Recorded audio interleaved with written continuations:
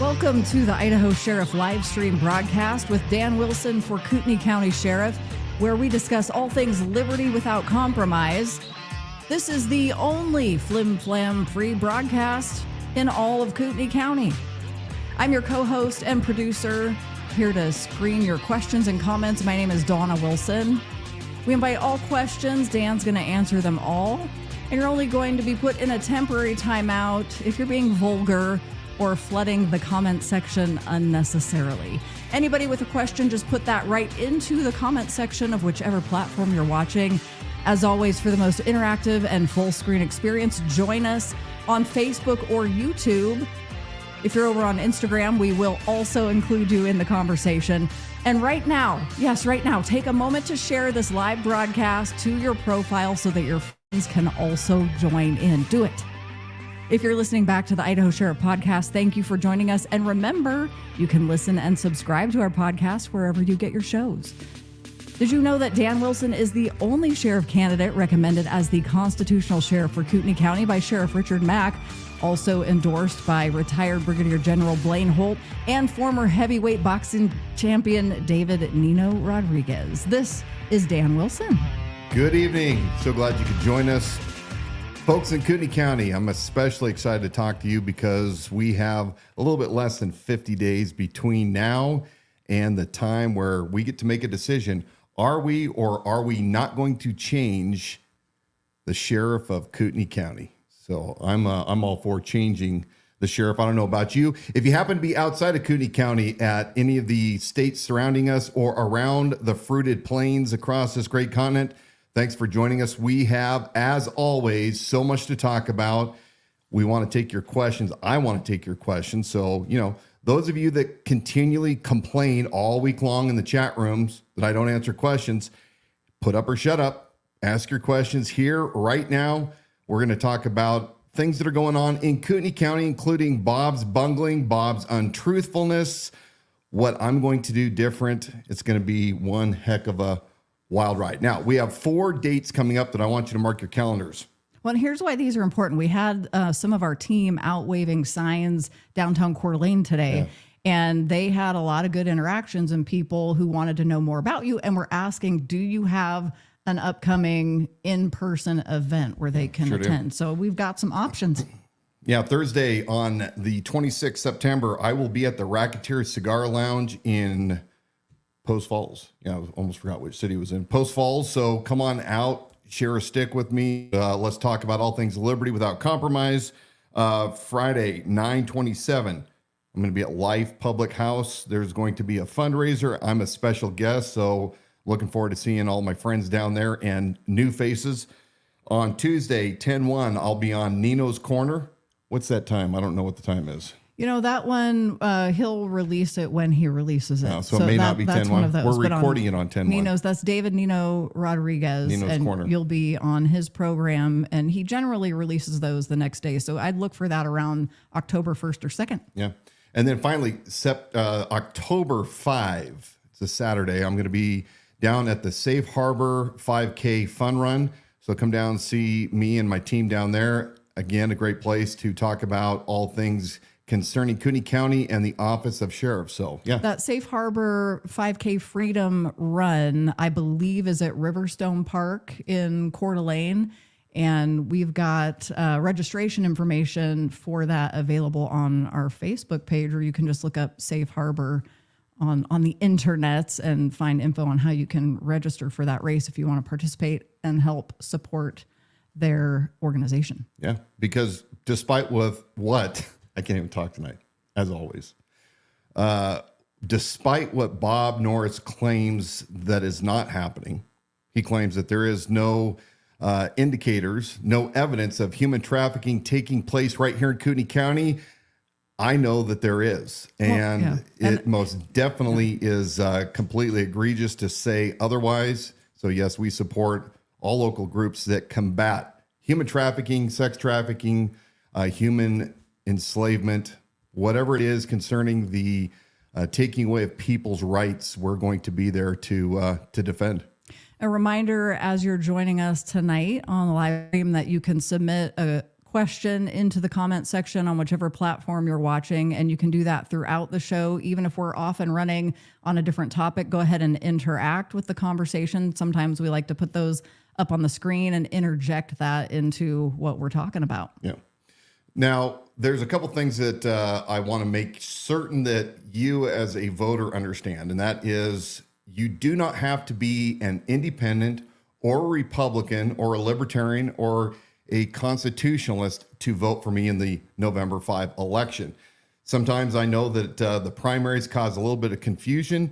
Yes, there was a primary back in May, and that is to determine which party is going to put forth their candidate. Some parties I don't think even ran a candidate, but right now, Bob Norris and myself will be running neck and neck for the contender of Kootenai County Sheriff.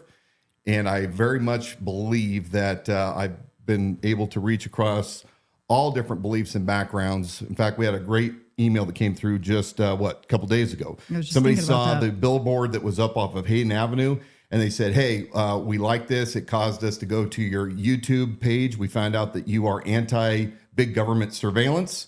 And now I have a new voter of somebody that would not normally vote for a Republican, is voting for an independent guy. I think the idea was she was kind of hung up on the idea of sheriff and just was going to leave it blank. Yeah.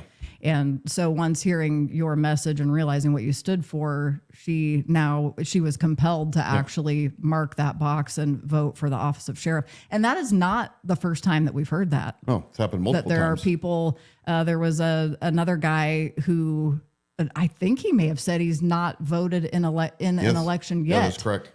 And he's in his 40s, I believe. And this race, this campaign, Liberty Without Compromise, he has been inspired to actually go cast his first vote. Yeah. And with Dan Wilson for sheriff being on his first ballot. Well, look, the message of Liberty Without Compromise goes across everybody's different backgrounds and beliefs. The First Amendment was very explicit that every man has the right to worship the way he sees fit. You have the right to say what you want. And I think that that's just a few of the First Amendment, because somebody's going to come back and say, well, there's more to the First Amendment. But more to it. The point being that those that love life, liberty, and property as the founders intended want to gravitate towards somebody that truly understands. And there's nobody in this race other than myself that has continually stated the same message for the 10, 11 months that I've been campaigning, which is a platform of life, liberty, and property for everyone, regardless of what your belief system is. So we have a viewer over on Instagram that says 100% constitutional supporter. Yeah. And then also a viewer over on YouTube, Shannon. She just wanted to check in. Shannon here. Hi, Shannon. Thanks for joining us tonight. Hey. Are you sure is Shannon a she or a he? Oh, I don't know if I said she, but Shannon, thanks for joining us tonight. Yeah. Yeah, that could go either way. Pat. You got to be careful. Pat or Aaron. Yeah. Okay. All right. So tonight I want to talk about the lies of Bob Norris, untruthfulness. Now, Bob does not get hemmed up enough about those things that he claims one thing, but is absolutely the opposite of what he claims. Now, one thing that has been hitting me over and over again on the campaign trail is these questions. Well, are you going to allow the federal government to come in and take my guns? And, the standard answer is when it comes to mass confiscation, no, we're not going to allow that in Kootenai County under Sheriff Dan Wilson. And I don't need to sign a red flag letter that I have notarized by a local bank notary to tell you that I'm going to stand up for everybody's rights equally across the boards, whether it's First Amendment, Second Amendment, Fourth, Fifth, and so on. But Bob likes to grandstand. In fact, he probably said a little bit too much before he knew somebody was running against him and figured out later on that it was going to come back to bite him. So one of the questions that Bob has received, just like me as well, what are you going to do? Are you going to stand in the gap between the feds when they try to come and take my property or bust my door down? So I think one of the things that I want to show up first is slide number 1, which is, see if I can throw it up real quick here. Not a video, but slide. Yeah, we'll throw that slide up, but let's watch video number 1 first. And this video is from a town hall that took place last fall, just about a year ago. I think it was September 21. And Bob is asked a very interesting question. Let's go ahead and watch this video. We're going to watch a collage of videos, and then we're going to come back and we're going to show you what the truth is versus what Bob is saying. Or protect residents from federal actions that go against state law or infringe on individuals' constitutional rights. Well, I mean, obviously, as it pertains to firearms, we are not going to enforce any types of firearms that they want to enforce whatsoever. I have contacted all of our SACs, all of our special agents in charge, and I have asked them if they have an event here in Kootenai County that I would like to participate in this, and I'd like to have an opportunity to review their operations plan and what have you. So it really has to do with, I believe, more firearms. We have had situations where we had a federal parole officer that had an individual that was on federal parole, and the deputies are inside, and the federal parole says, hey, I'm going to take these guns, and the deputy said, wait, hold. This is the uncle's house. This guy is just visiting here. The uncle's a hunter. The guns are in a glass case. He is living in a back bedroom that has its own access. I don't think we're going to take any guns today. So then I get a phone call and say, hey, come over here to the location. We got federal here, da-da-da-da. And I said, no, we're not taking guns. And then we didn't take those guns. And the federal probation agent at that time, we spoke afterwards, said, hey, the homeowner has nothing to do with this individual. And he didn't have access to those guns. Those guns were locked away. I see more of those things happening. But I don't see the federal government, but certainly if the federal government were to have an overreach, I believe that the support I have behind me, listen to this. I can be bold in my decision making. So. Okay. So what just took place, in case you came in partially through, Bob Norris is at a town hall about a year ago, and he's asked about, the feds coming in to grab guns. And you just heard him say, well, he had this incident where federal probations was coming in to serve a warrant. And when they got there, the federal agents wanted to take the guy's firearms away. And some of the firearms were not the suspects. I think it was parole violator. They weren't all his guns. They were other family members. And Bob got a phone call and he says, we're not going to take those guns away. And so he comes out being the hero. He's going to save the day because, he told his deputies, hey, we're simply not going to do this. So, by the way, all of the videos that we're going to play tonight, as well as the records I'm about ready to show you, including, I'll get to this in a second. Everything that we're going to talk about right now in this segment, we're going to put online on theidahosheriff.com so you can see it in its full glory. And you'll see that we have not edited it in any way to make it look better or worse than what actually took place. So we look at slide or video number 2, and this is setting up. I was in a town hall with the Kootenai County History Club, and I had a lady there who wanted to ask me this question about what would I do, or what advice would I give her if the Federal Bureau of Investigation showed up at her house without a warrant, started banging on her door. Then she's going to go into informing me of what Bob Norris said that he would do. Again, I want you to listen because this is a common theme. Bob has used this example over and over and over again. Take a listen. Okay, I'm going to give you a scenario, and please tell me what you would do as sheriff. Speak up. Can't hear you. Stand up. Say I'm home alone. I have a couple of people at my door banging on it, telling me the FBI officers and they want to come in. They have no search warrant. What shall I do? Yeah, I can walk and get another letter in my car. I can walk. Don't piss off. So that's all you can say. Okay, Well, you asked me what I would tell you to do. Yeah. Okay, I'll I'll tell you now what Bob Norris said. Yeah. He said, you call me and I will get officers out there and they will arrest the FBI. Okay, that's a great story. Let me tell you why that doesn't work. How many of you in this room have Bob Norris's personal cell phone number? Do you have Bob Norris's personal cell phone number? As chief law enforcement officer of the county, it is your prerogative to tell every federal law enforcement agency, you will not do one action in my county, even if it's in the city of Coeur d'Alene or Post Falls, without running it through me, and I'll be the final say as whether or not we're gonna honor this warrant. This is again where we're at, right? Where we don't know that every warrant is legitimate. By the time the FBI or any other federal law enforcement agency is at your door, and we've seen them use SWAT teams for extremely low risk situations, it's too late. Best thing to do at that point is to comply and then own them in court. But nobody, if an FBI squad is there to get you, you're not gonna get the luxury of making a phone call, because they will break your door down, you will be in cuffs, and you're not calling anybody. That is the reality. Bob Norris is fooling you if he says otherwise. FBI doesn't give you advance notice. So. All right. So that little interaction that took place about a month ago, this lady again said, hey, I'm going to tell you what Bob Norris told me to do, which is, hey, call me. Well, first, repeat what her question Yeah. was, because I think that was hard to hear. Her question was, she was asking me, well, what would you tell me to do if the FBI came to my house, they were banging on my door, and they did not have a warrant? And I said, well, it's very simple. You don't answer the door.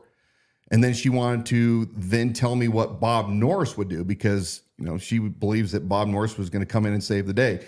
And she proceeds to tell us that Bob says, hey, you know, they're at your door and they got a warrant.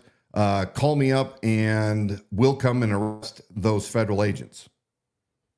And that's just simply not the way it works. And as I asked in that audience of about 30 people, how many in that room, many of them around Bob Norris quite often at the different Republican events, how many had his personal cell phone number, and only one hand went up? And I think that was what, Don Bradway? Yeah. So that's the one I saw, yeah. Don Bradway, of course, has endorsed Bob Norris. The reality is that you're not going to get any advance notice when the FBI or other federal agencies is coming to serve a warrant. They do it by element of surprise. So it's completely ludicrous. But again, that goes right back to the story that we were, or I guess the video that we were showing earlier, where Bob says, hey, I'm going to be there. Just call me and I'll interject myself. Well, if we look at this records request, slide number 1, the PDF, back the middle of August, I put in a records request, and I'll scroll down to the red line, second page. And this is what I requested. I took that first video that you saw and I said, please provide all incident reports and CAD notes for the incident that Sheriff Norris referenced regarding federal parole officers attempting to remove firearms from the residence during the September 21st, 2023 town hall held in Hayden, Idaho. I gave the link. I gave the timestamp starting at 1:05. So if you're on Rumble and you want to look up Coeur d'Alene Freedom Watch, see that video yourself, you can go straight there at the 1:05 mark.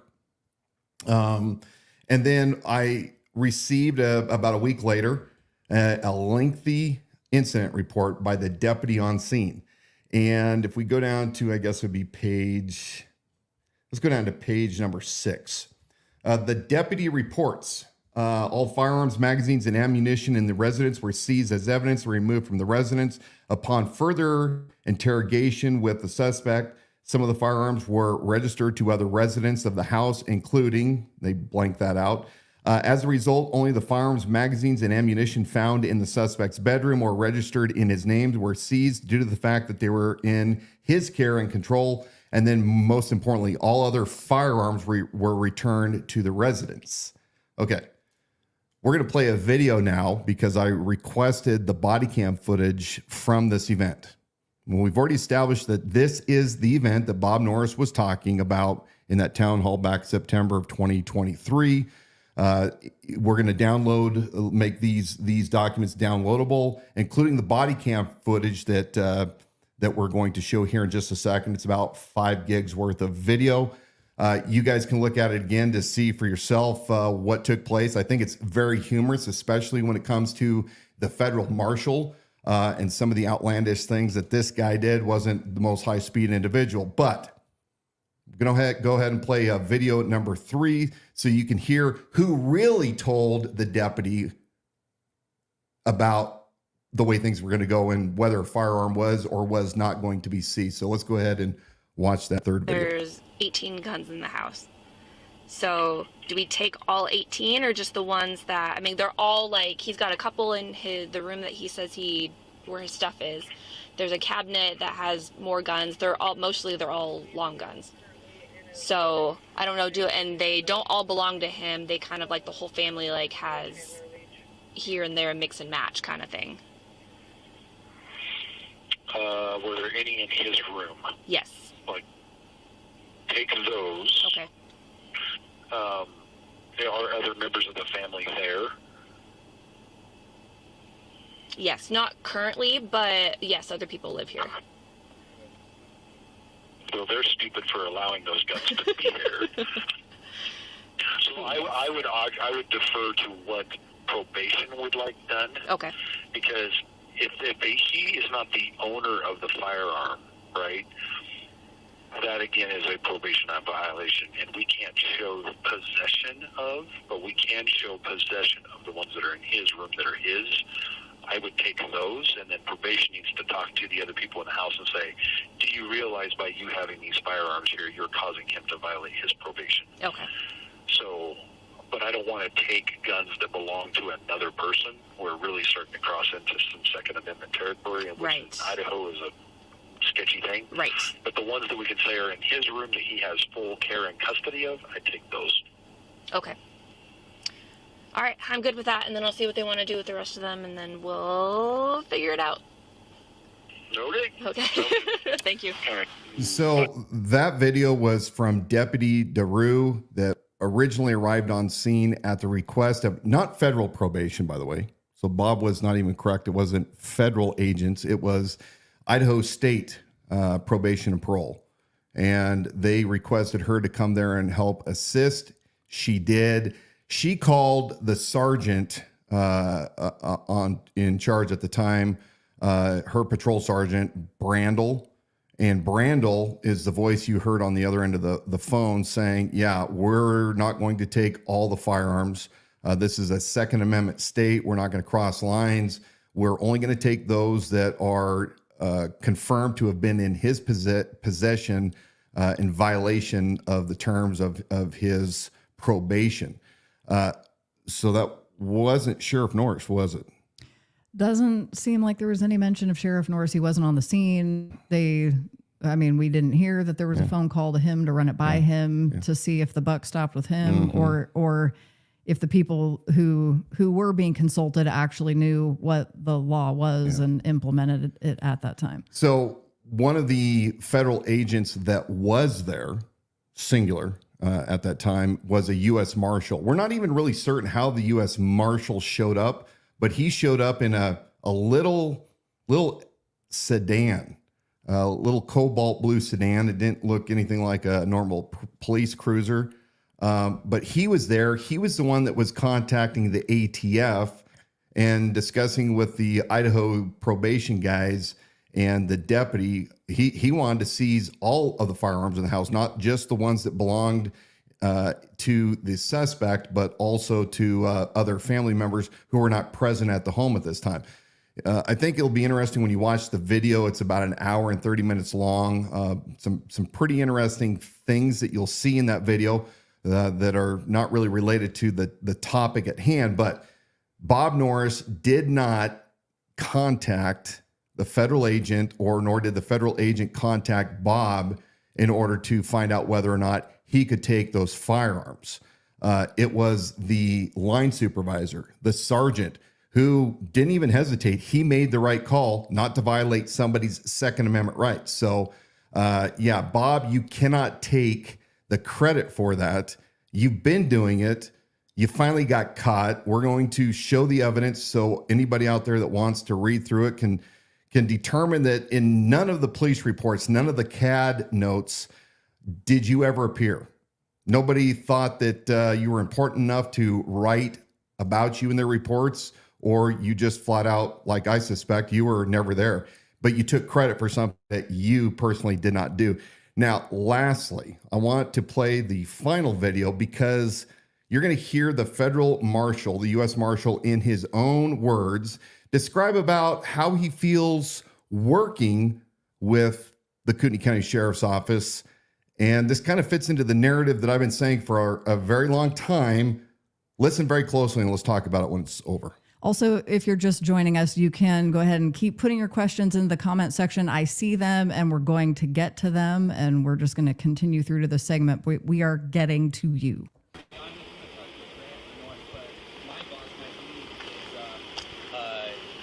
out right now. I can call him. He has a great relationship with Brett. I don't want to. We absolutely love working with you guys, and it's getting so much better now that Norris is in. And so I don't want to ruin any of that. And again, I can't stress it enough. I'm not even okay as a federal agent doing this right now. It's just I'm being told to do this right now. So let you call your guys. I'll call the AUSA back, and then I'll call my boss, and we'll come to an understanding. And hopefully, it'll be one of two ways. We give them to the county, who can give them right back to the parents. Okay. So that's the U.S. Marshal. And U.S. Marshal. Wilson, I don't know what your problem is, because he was giving Norris a compliment and saying it's gotten so much easier since Norris has been here. So what is your problem? Yeah, right. So take note, folks, that he's speaking specifically to that Sergeant Brendel. He's trying to say, you know what, we do want to take those guns. Things are so much better. We have such a great relationship with Kootenai County Sheriff's Office now that Bob Norris is sheriff. Take note of that, folks. I've been telling you a long time that he's way too comfortable with his federal buddies. And then lastly, notice that he says, well, I, as a federal agent, don't want to take these guns. I don't want to, but I'm being told by my bosses, my supervisors, to do so. Kind of sounds like a familiar phrase, especially from the last 4 or 5 years, that all of us Americans have experienced when our rights have been infringed. It's, I don't want to do this, but it's what I'm being told what to do, and I have to obey my orders. Now, one last thing I'm going to say about this before we move on. When the U.S. Marshal first arrives on scene, he's just in plain clothes. He's got his typical belt with a sidearm and extra mags. He's in a T-shirt. When he goes to go back into the house and start seizing the firearms before he got stopped, he actually pulls his gun belt off, puts on a SWAT heavy plate carrier. He makes a mention about, well, you know, if I'm going to start seizing guns, I got to armor up. He puts on his entire battle belt.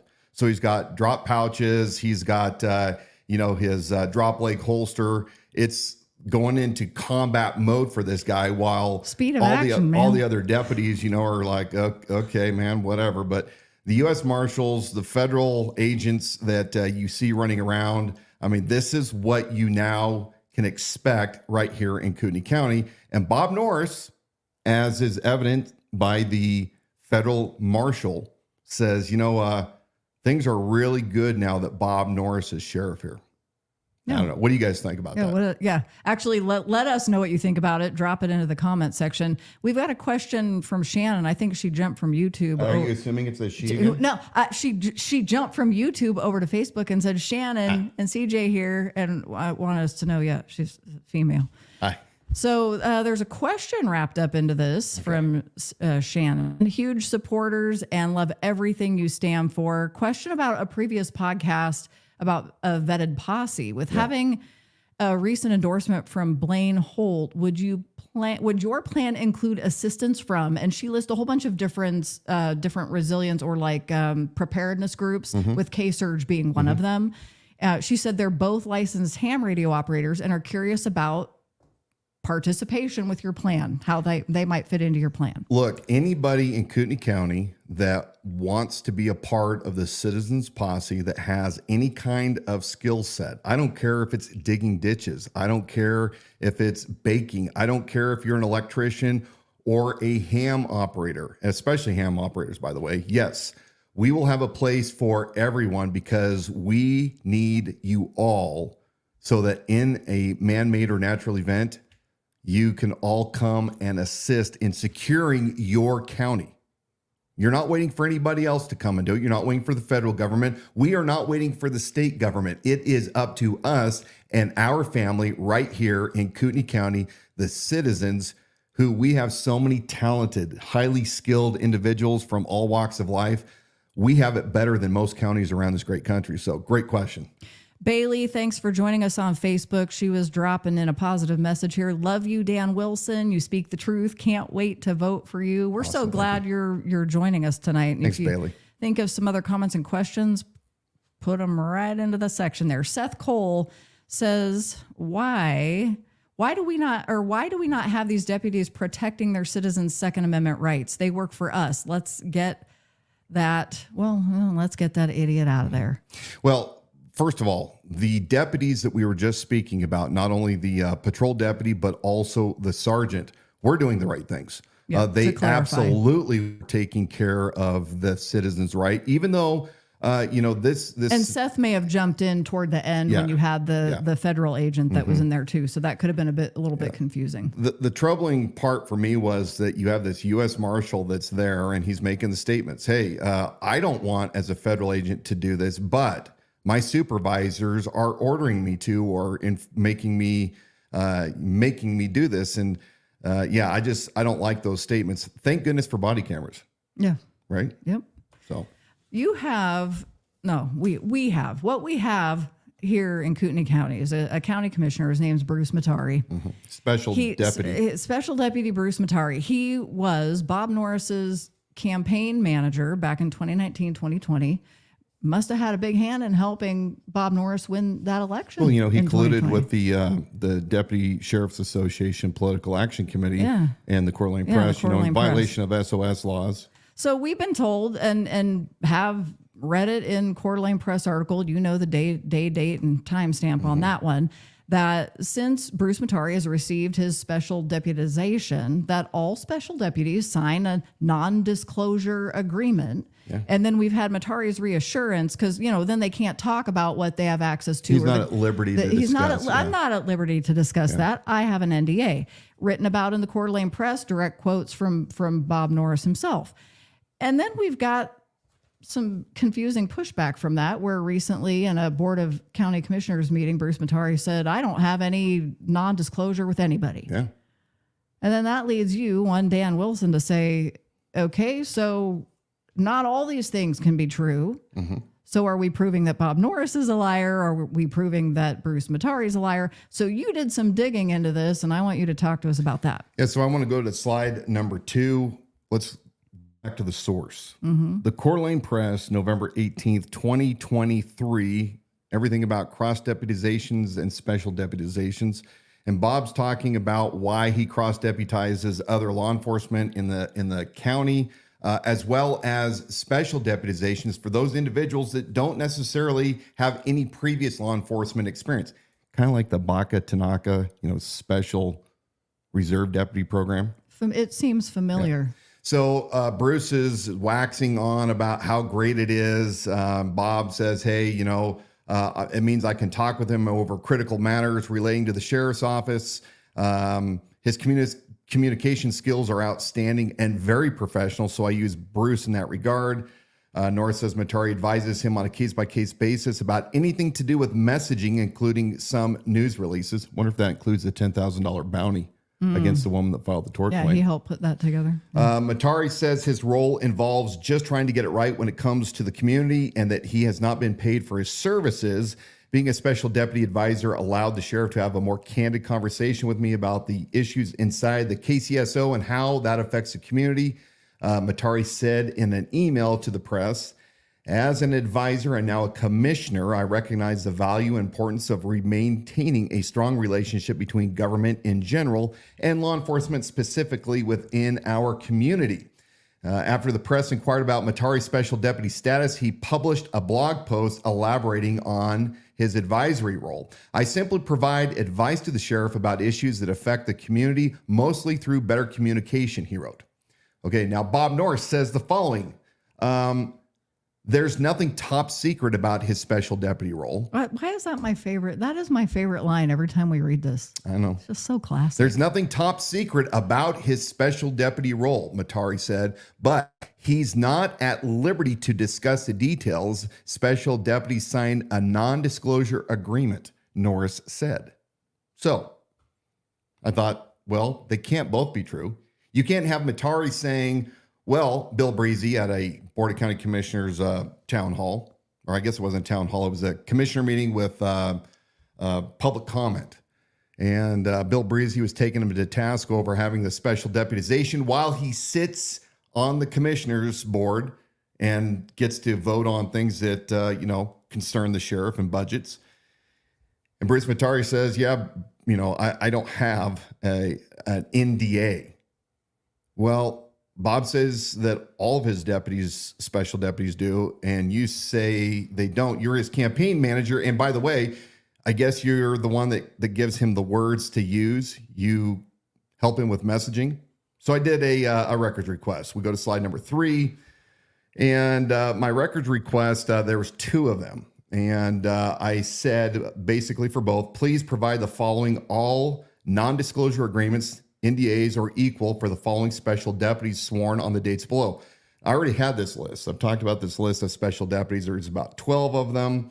The response I get back on page number 2 of slide number 3. Unable to respond for one or more of the following reasons. Record not known to exist. Now, this same records request and the one for Bruce Matari that was specifically about Bruce Matari, we'll go down to the last page. Both of those do not exist. The records don't exist with the Board of County Commissioners. They're not with the clerk. So what is Bob Norris doing? Is Bob Norris being deceitful by hiding these NDAs that he has? I mean, he claimed that he had them back when he thought he was the only one running for sheriff back November of last year. Or is he so negligent, as he is in many of the business aspects of running the sheriff's office, that he doesn't have any of these NDAs with his special deputies? And then that leads us to question, well, he says that some of these special deputies are investigators. They will go and ask questions and investigate things that they were, in another line of work, similar profession, but not law enforcement, and people must answer truthfully. Well, are these people now running their mouths about specific cases? I mean, what gives? Why does Bob Norris continually say one thing when we know for a fact that it's untrue? Why do you think that is? Well, I think you'd have probably certain people deflecting and say, well, this really isn't that big of a deal. There probably was just some confusion about whether or not he had an NDA. And so you're making a big deal out of nothing. Well, I don't think so, because again, both of them were giving their comments freely to the Coeur d'Alene Press. And at no time in the past year have they ever done a retraction for any of those statements. We know that Bruce emailed direct quotes to the Coeur d'Alene Press. Bob Norris was quoted directly from the reporter. We know that Bob has said before, well, you can't trust what the Coeur d'Alene Press says. They're hearsay. And yet, Bob, produce the email or the letter demanding a correction or retraction for the statements. I'm concerned, as I always am with the way he's running things, that these special reserve deputies are very similar to those that were down in the Baca Tanaka, Los Angeles County Sheriff's Department, where they're able to do whatever they want with no supervision because nobody's paying attention to what they're doing. And if they're not following the rules and the policies, then what kind of liability are they to the county at large? You guys need to be asking this question. Again, I produce things for you to read about, to think about, but ultimately you, the people, are the ones that have to hold Bob Norris accountable for the actions that he does, both good and bad. And so far, it seems to be far more bad than good. Now, one last little tidbit. I did request all emails between Bob Norris and Bruce Matari between, I believe it was May and August, concerning the budget. And once you know, there wasn't a single email that they returned to me. That's a little odd, isn't it?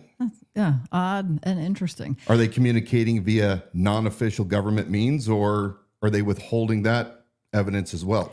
They probably communicate via smoke signal. You Well, I heard that Bruce has cigar parties with VIPs that come into his house. I mean, I've heard from those that have attended those that he has quite the soiree. So before we move on from this, what seems to be either Bruce Matari's lying, Bob Norris is lying, and again, like Dan was saying, he presents this to you, the people, the taxpaying citizens of Kootenai County, to decide how many of these things that where there's misrepresentations, inconsistencies, deflecting, dishonest, flat out lying. How many of these stack up before you get to the point where you decide this is just not a trustworthy, moral, and ethical person that I want to vote into office? But the question I was going to ask you: how common is it if you are deputizing people?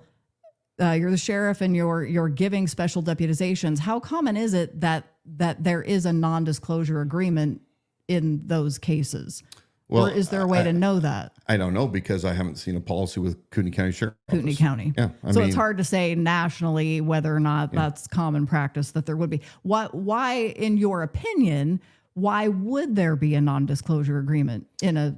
Well, because again, if you're not sworn, if you're not commissioned with the state by post, or in Washington, it was Belia, what are your credentials? How do we know? Have you gone through a polygraph? Have you gone through extensive background checks? How truthful of a person are you? If you're slapping law enforcement credentials on somebody by calling them a special deputy without there being any parameters to show what limits that these individuals have to operate under, like those of us that were sworn that understood clearly by policy and by state law what we could or couldn't do. Well, I think that it's prudent that you have written policies for those individuals to review and to sign off on, and job description, as well as something that says very similar. If you're working an active case, as Bob has alluded to with some of these individuals, although we really don't know who all of them are, well, these special deputies, what's to keep them from running their mouths and compromising any kind of a case? Or if they come into contact with any kind of privileged information, just because they don't have a log-on access to Spillman or ILETS or NCIC, doesn't mean that they can't still see data. They can't see written, notes or other important documents in the course of their business. And how do we know that they aren't being held to a high standard of not releasing any of that information into the public? And that's the point I'm getting to, is if there's no records exist of non-disclosure agreements for these special deputies, then what is the assurance? I mean, if they're privy to sensitive and or confidential information, it just doesn't seem logical that there isn't some kind of a forcible agreement in place. Yeah. We need to get to some questions. We've got Sarah over on Facebook wants to know, has Bob Norris responded to your request for a debate? What happened to all that? I'm so glad you asked that question, Sarah. No, Bob Norris cowered out. He knew that he just was risking too much to debate me. He did a half-ass attempt to deflect as to why he wouldn't do that. And basically what he says is because back in the primary, when he held this event that he demanded that I show up to because I was asking the questions, and he erroneously has referred to this as a debate. It wasn't. It was a demand that I show certain evidence for things that I was requesting. Well, he says that until I apologize and or bring the evidence of those allegations, like Bruce's special deputization and access to privileged information, and Bob's $187,000 a year disability retirement from Los Angeles County Sheriff's Office, where he has not provided any of the work restrictions of his settlement or what his true injury is. Well, he says until I come and square the board on that, well, he refuses to debate. And I'm thinking, well, a debate, as we laid out and then we sent to not only Legacy but alternative media, was very specific. We want a format that is recognized by the Federal Election Committee, and that sets the parameters for venue, moderators, questions, conduct. And at the end of the day, it's all an excuse, like Bob is full of. He's always full of excuses. And Bob, you're a coward. Here, this transitions nicely into another question from Trey over on YouTube. Thanks for joining us. He wants to know why Bob Norris is on disability. But so one of the things that came up toward the beginning of your campaign that led to the way Bob Norris responded, instead of answering the question that was being asked, Dan Wilson is asking a question he personally wants to know, and he's asking it on behalf of all tax-paying citizens and voters of Kootenai County. Bob Norris is on a large disability. What is the nature of your disability, or what is the disability, and what is the nature of your work restrictions based on that disability? Simple questions that he was able to evade those questions back when he was running in 2019 and won that election in 2020. Never really leveled with the people of Kootenai County. So that's one of the things that led to the clown show he put on. He's emotionally unstable. We have talked about this week after week after week. He cries at the most ridiculous things in town halls. We're not talking about dead children or heinous things that have happened in the commission of a crime. These are just everyday events. He's talking about not being able to plug all the holes in the sheriff's office with personnel, and KXLY has to break away from him because they admit that he is very emotional. I'm at a town hall up in Hayden, and somebody had dared to say that he was a white nationalist, some national newspaper, and he breaks down and he cries, so uncomfortable. And then he did it again at the Pachyderms this spring when he was introducing himself. Or he blows up at people that he doesn't like at the fair, people that were wearing Eamon Bundy t-shirts. He got into their face, was yelling at them, "Get out of here. You ought to be ashamed of yourself for wearing those t-shirts." The dude appears to be continually mentally unstable. So, are you accusing Bob Norris of criminal activity if you're asking what exactly is your disability and what are the restrictions of that disability? You are on a significant annual disability. Yeah. And it increases every year. Yes, it increases quite a bit every year. And the thing that he's come out and admitted to try to make you a laughingstock is, I have 12% and 13% shoulder injuries. Yeah. Still not showing anything that's actual proof. It's just, hey, we swore an oath, and I swear I'm telling you the truth. Yeah. And I'm on $180,000 plus a year. 187. I was being nice. Yeah. Plus is 130 or 40 for like minor, a couple of squeaky shoulders. Yeah. And it's just like that. I don't know. That still doesn't make sense to me. Well, Bob himself could shut this down. He could have shut it down 10 months ago. All you have to do, Bob, like we have requested over and over again, is show us the actual disability. Show us the disability and the reason for your separation from the sheriff's office, why you can't work anymore. And more importantly, show us what your work restrictions are. Because if you were disabled down there and you couldn't perform your job anymore, what says that you are capable of doing it now? I mean, I was told by a family member that Bob had a heart attack back in 2003. I was going to ask, and was off work for almost a year. If there really was any other word from anybody who knew this dude. Yeah, family member. Yeah. And 2 stents.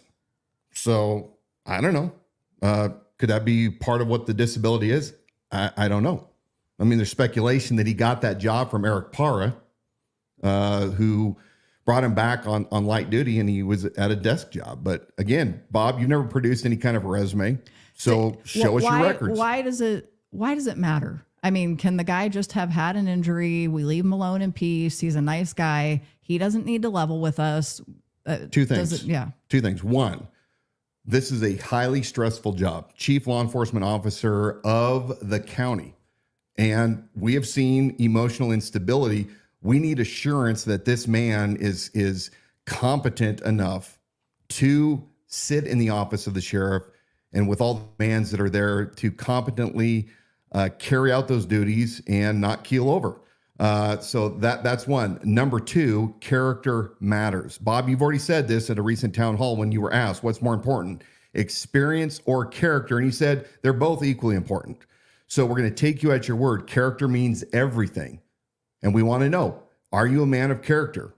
Are you a man of integrity? What are the work restrictions that were placed on you when you got your settlement? You could produce both of these documents readily and make them available, but for some reason, rather than kill the questions and to satisfy those of us that want to know, and the general public that I speak for, You keep doubling down. You show nothing.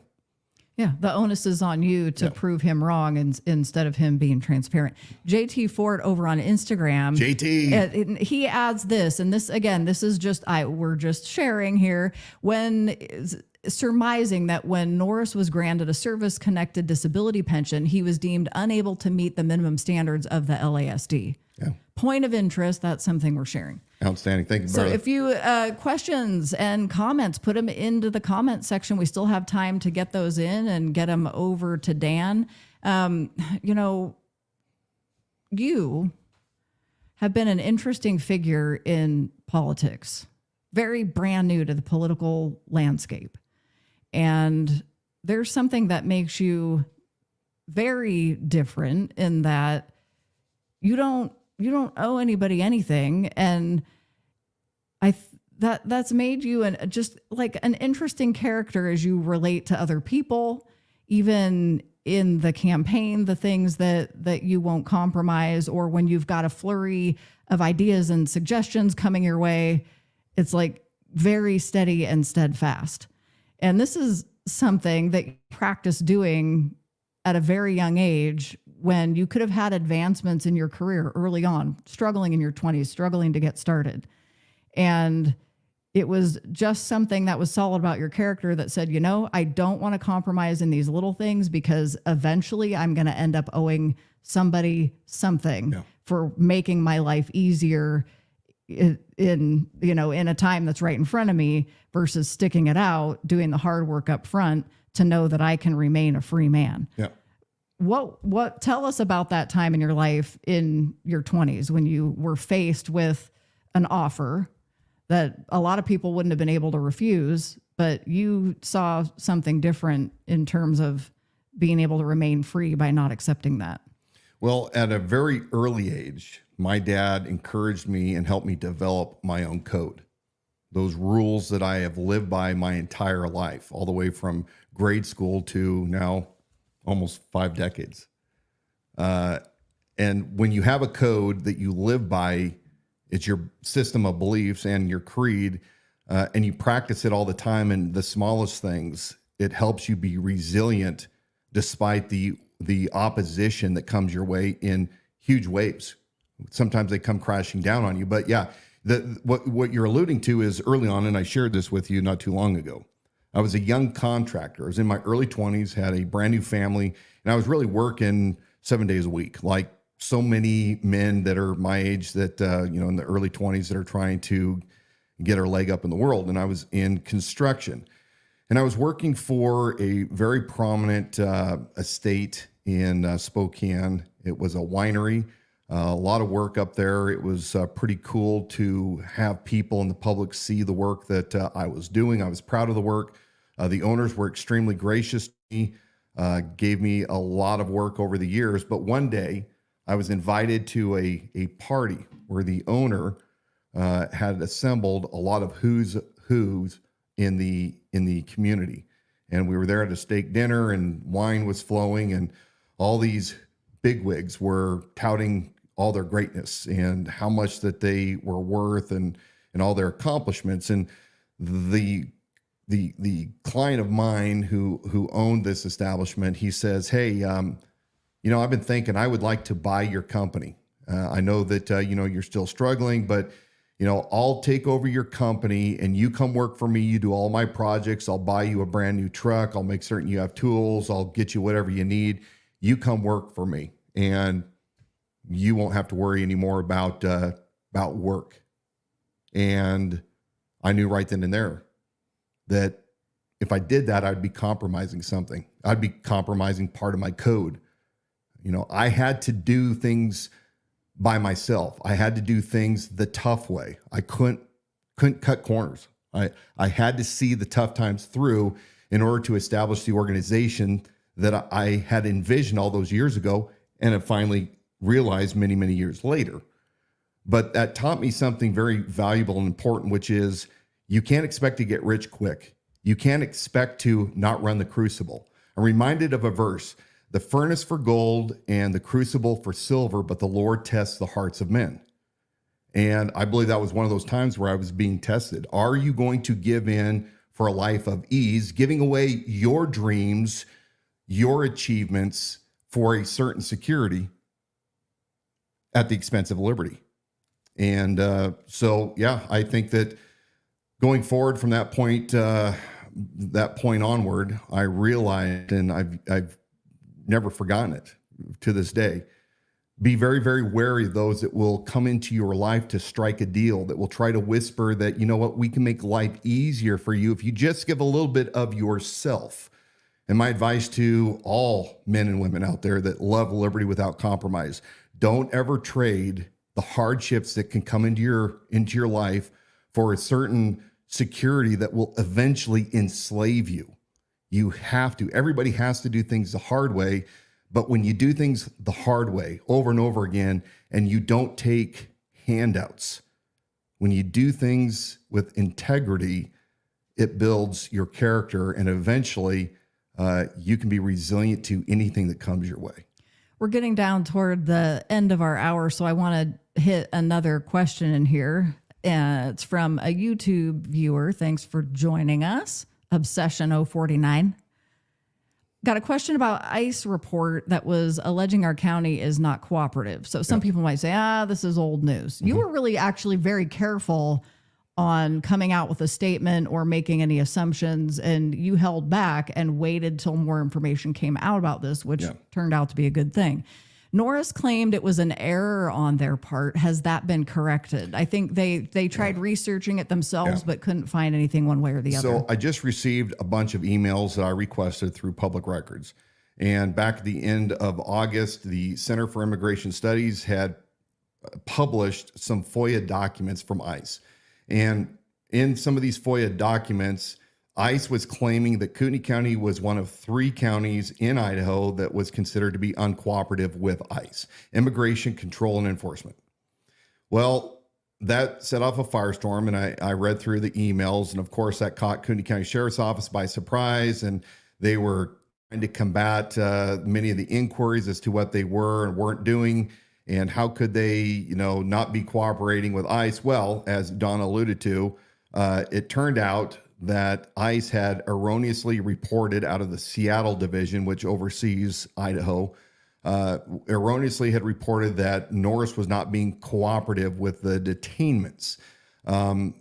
We haven't seen an official letterhead memo from Homeland Security out of Seattle stating that was incorrect and that they've updated the records. We have seen emails that say, hey, Homeland Security, we did mess up. But I'm really glad you asked this question, because back in May, I was questioning why Bob Norris and the Kootenai County Sheriff's Office were not part of ICE 287G program, which in essence allows the local sheriff, especially that runs the jail, to have a couple of his deputies cross-deputized with ICE in order to facilitate the actions, the duties of a ICE agent in helping to facilitate a quick deportation of criminals out of the jail that are foreign nationals without proper immigration status. And so I had been asking this back in May. I hit Bob up with it. It went on deaf ears. But right after this erroneous report came out, there was a town hall of sorts on X. And the who's who were on that broadcast, and we played this a couple weeks ago. If you want to go back and watch, I think it's on our July or August 30th special on immigration and ICE 287G, and they'll lay it out. But I'll conclude by this: he was asked by the who's who, Theo Wold and a couple other locals, if he would be a part of the 287G program, and he said absolutely, 100%. And you could tell by his answer he had no clue what he was talking about. And I've contended that Bob doesn't pay attention to the details. And once again, Bob got caught with, and Jeremy Heil, his jail captain, got caught with their pants down, because they should have known that this program exists. Now, while they may be cooperative with ICE detentions, this 287G program, in essence, does not make the jail hold these guys an extra 48 hours in order for a ICE agent to come and to process these criminals that have been held in the jail. I'm going to pull up this last email that I received. I think you guys might find it interesting. We'll provide them for download as well. Tuesday, August the 27th. This is about 3 days after Bob Norris told everybody in this town hall online that he would be a part of 287G. This is from DHS Cantrell to Jeremy Heil, who is the jail captain.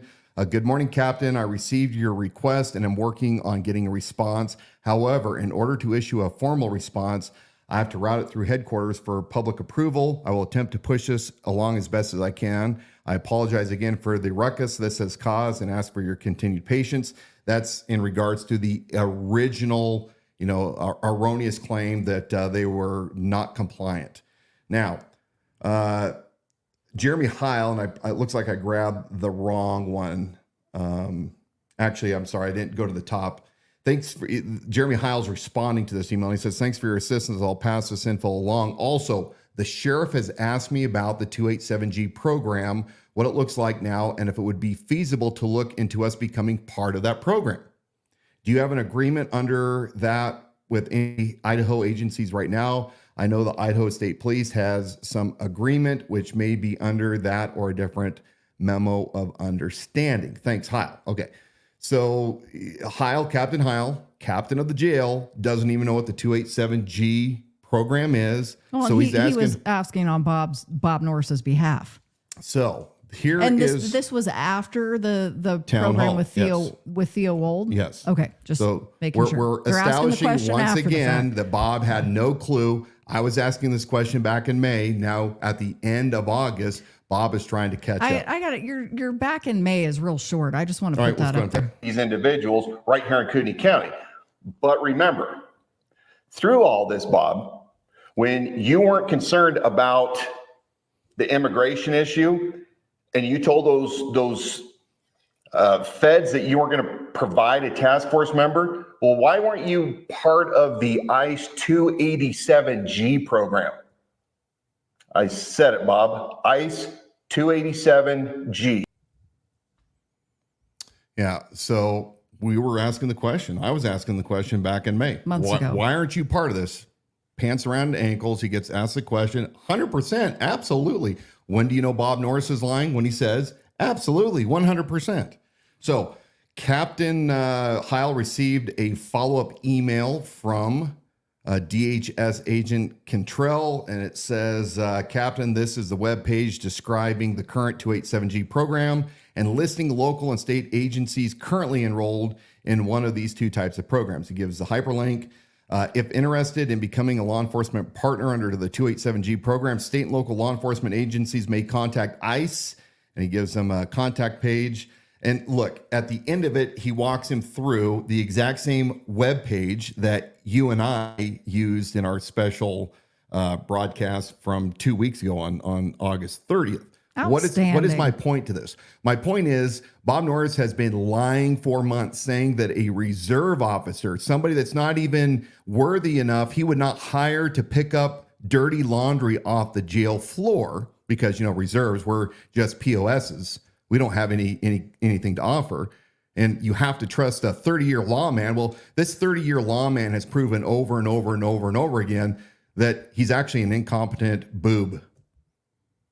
And that a reserve officer was smart enough to figure out that Kootenai County wasn't participating in this 287G process and should be doing it. But, the 30-year lawman, the chief law enforcement officer of the county, along with his high-speed, low-drag jail captain, Heil, none of those two knuckleheads were able to figure out the obvious. So don't be fooled. Just because Bob put 30 years in doesn't mean that he understands how to ask the questions, how to think outside the box, and run an agency effectively. Yeah, I think having other life experience and other professional experience lends itself quite nicely to that office of the sheriff, and we can talk further about that. We're to the end of our hour. I do want to ask one more question. And just to remind everybody, if you didn't get your question in tonight, we're here every Wednesday night at 7 p.m. That's the bare minimum. because we're going to increase these live stream broadcasts to probably a couple times a week.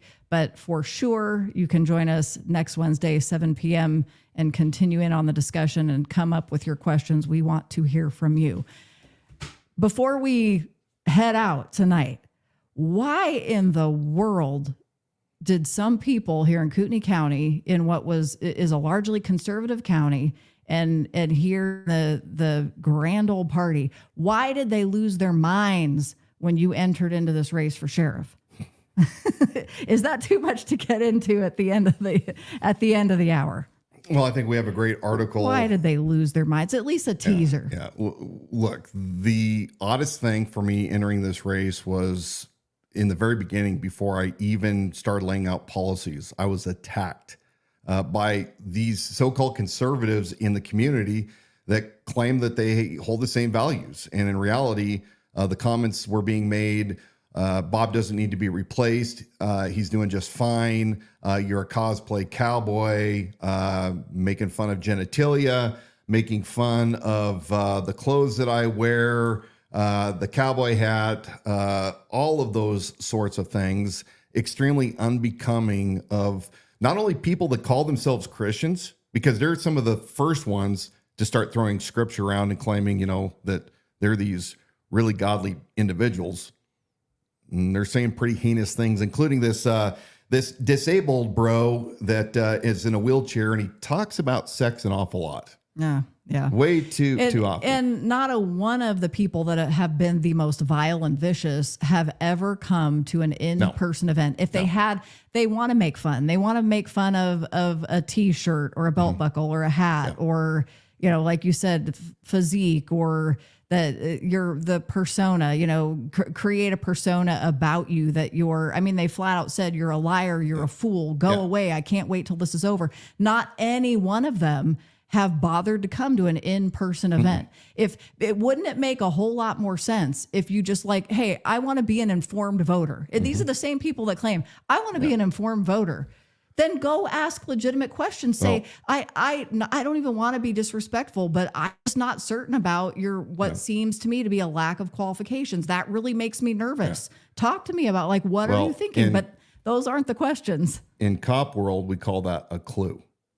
So when you have those that profess to be part of Republican Party that, supposedly believe in Republican values and the form of government that we have here in America, and they act like this, when they send proxies to come and tell me not to run, that's a clue. What do these people all have in common? What do they all stand to lose? That's the question that we should be asking. There should not have been the hostility. They claim that, it's been nothing but throwing mud. Well, you have to show the differences between the candidates. And the best way to do that, when the traditional media doesn't bother to do any investigation. In fact, when was the last time they did any investigation on anything that the Kootenai County Sheriff did? It's just non-existent. Nobody seems to care. Well, you're not allowed to say that it's non-existent. Nobody seems to care, because now you're just a prude, and they're just smarter than you are, and realize there's no validity to your campaign, and that's why they won't cover it or do investigative reporting. And I know there's a lot more to that. I'm going to screen share our website, and then I'm going to let Dan walk us out here with a word of encouragement.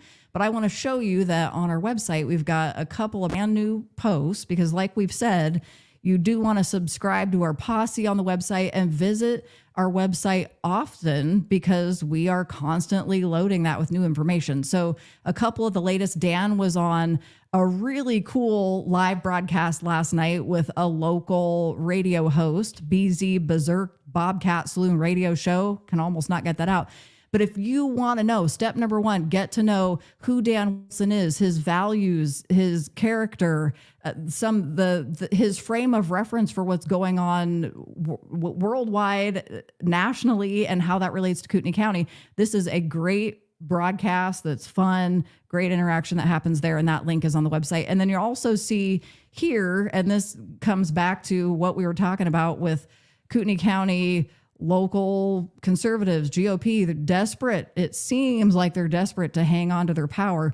And we've got a great write-up on the website here with a bunch of links to information to back up some of what we're saying and the questions that we're asking. So make sure you visit the website at theidahosheriff.com. I had another question earlier in the hour. How do I get Dan Wilson lawn signs? Can you tell us real quickly where people can go to pick those up? 2 places, and soon, actually, I didn't tell you this, a third place tomorrow. Expanding. If you are in the Rathdrum area, Westwood Guns carries the signs. They are at Highway 53 and 41, where they intersect right there on the southeast corner. On the other end of the Bi-Mart, go in and talk to Duke. Duke has an amazing gun shop there and all accessories. If you're in Hayden, you can head over to Survival Enterprises off of Government Way, just a little bit north of Hayden City Hall. And then tomorrow, we're going to be stocking up the Patriot Hangout. So right across from Costco, Mike McCord and Mike, of course. I think that I'm so slow on my sound effects. I know he's not impressed. So Mike, of course, is the one that organizes the Trump parades, and you may see them on Saturdays driving all over Coeur d'Alene, or I think sometimes they get on boats. So that'll be there tomorrow. I think it's not technically Niter or Neater. We have to ask Doreen. How do we say that? Right? You're never going to live this one down. So we're going to have those down there. We do need help waving signs. So if you are interested, email us. Let us know that you can help. info@theidahosheriff.com. We need as many folks as we can. Thank you to all my volunteers that have been working tirelessly for the past month. We really appreciate those that were even down waving signs today while you and I were prepping for the show. So got some great photos from that event, and they had good response. Yeah. Once again. Anything else? No, I just want Sarah Jane Hobbs spells Neater for us, but we don't. We need a pronunciation guide. I've always called it. We're Neater. in trouble For 40 years. I've called it. Neater. Doreen says for the newbie, she's going to tell you. She knows the family the street was named after. So I know a Idaho State patrolman who verified to me shortly after Doreen made her erroneous comment. Yeah, it's Neater. So there we go. Neater. All right. Thanks for joining us tonight. I want to remind you all that we are going through very, very turbulent times. You guys have witnessed this for well over 4 years. And you know that liberty is hanging by a thread. We've had the second assassination attempt on a former president and current president nominee. Can I say nominee? Contender? I don't know what you call it. Mm-hmm. Times are really weird right now. And while it's extremely tumultuous at a national and an international level, remember that we need to be keeping our county vigilant when it comes to looking around the environment, seeing what's going on, and not taking for granted that just because you live in a very safe red county, that bad things can happen here. So remember to stay vigilant, be watchful all the time, take care of others. And now is the time to reach across the aisle to anybody that is not a Marxist. If you believe in life, liberty, and property, the Bill of Rights, let's be citizens together, not global citizens, but fellow neighbors. Love your neighbor as you would, love yourself. So stay strong and courageous. Remember, we did not descend from fearful men, but we descended from men who understood the times. They dedicated their lives, their fortunes, and their sacred honor. Now, will you personally, offer up your sacred honor to do the right thing, to do the hard things, to not be compromised? Get your code, get your creed.